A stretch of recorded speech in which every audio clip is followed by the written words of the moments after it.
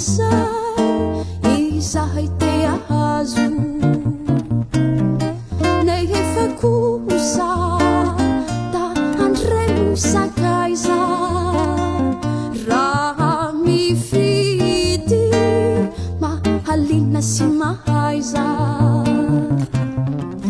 tsy ny endry ny mahafatifaty no itiava na rao sy pokaty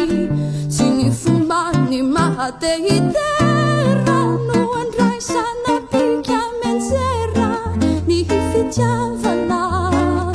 te voninkazo ka aza miody ny efa malazo aza maika miody avetrany alao ambony alao ambany manginy alovao miantefa zaoneny naozany rehefa rehefa simba velao anirihaka dady amanana maso baliaka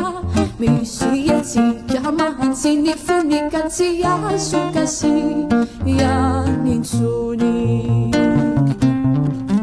tsy ny endry ny mahafatifaty no itiava na rao sy pokaty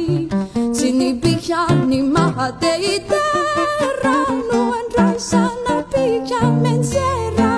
ny fitiavana te voninkazo ka aza miody ny efa malazo aza maika miody avetrany alao ambony alao ambany mandiny alovao miantefa zaoneny naozany rehefa rehefa simba velao anirihaka dady amanana maso baliaka misy vitsika mahatsy ny fonika tsy azo kasy